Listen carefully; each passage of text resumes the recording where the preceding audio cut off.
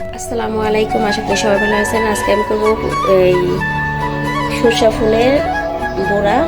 এই সরষা ফুল দিয়ে আমি বড়া করবো। এই জন্য আমি কেটে রাখছি একটু আলু, ধনিয়া পাতা, পেঁয়াজ, কাঁচামরিচ, আর এখানে আছে ডাল। আমি ডাল দিয়া, আলু দিয়া, সরষা ফুল দিয়া বড়াটা বানাবো। আর এখানে আছে মশলা, এখানে হলুদ গুঁড়া, মরিচ গুঁড়া, ধনিয়া, লবণ, আদা, রসুন, জিরা, আর এখানে আমি কটা গোটা জিরা নিয়েছি, আনাম জিরা, আর এখানে আছে চালের গুঁড়ি। এখন আমি ডালগুলি বাইটা নিব। আমি আগে সরষা ফুলগুলি আমি কাটতে নিব, কুচি কুচি করে এইভাবে কাইটা কুচি কুচি করে কাটতে নিব। এইভাবে করে কাটবো আমি। এখন আমি ডালগুলি বাইটা নিব।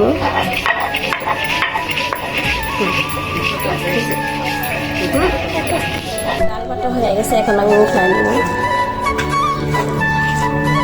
আমি এখন করার জন্য এক এক করে সব কিছু মাখায় নেবো। এখানে দিব আলু, কাঁচামরিচ, পেঁয়াজ, ধনিয়া পাতা, আর এখানে আমার এই যে সরষা ফুল, আর এখানে আমি সব মশলাগুলি দিয়ে দিব একসাথে।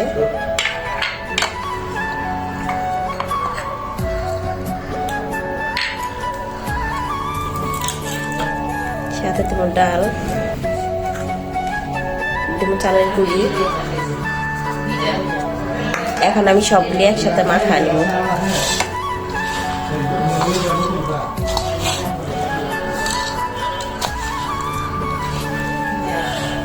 আমার মাখা হয়ে গেছে, এখন আমি বড়া বানায় নেব এক এক করে।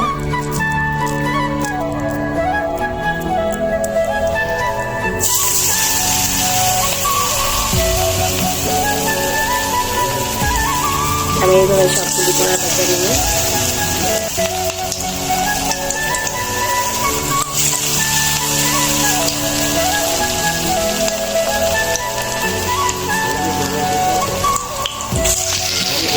বড়াগুলি একটু ভাজা হয়ে গেছে, এখন আমি উল্টা নিব সবগুলি বড়া।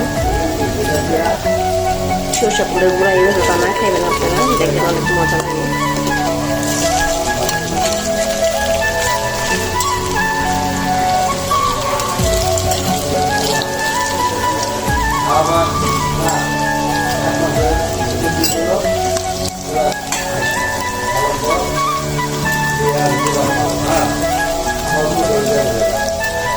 সরষা ফুলের বড়া ভাজা হয়ে গেছে, এখন আমি সব এক এক করে নামাই নিব। এটা খুব সুন্দর কালার হয়েছে। আপনারা যারা এইভাবে সরষা ফুলের বড়া না খেয়েছেন এইভাবে খাইবেন, অনেক মজা লাগে, খুব মজা হয়েছে কিন্তু। আর যারা আমার ভিডিওটা দেখেন তারা অবশ্যই চ্যানেলটাকে সাবস্ক্রাইব করে দিবেন। আর ফেসবুক পেজে ফলো দেবেন। আমার ফেসবুক পেজ হয়েছে রহমানিয়া। এই হচ্ছে আমার সরষা ফুলের বড়া।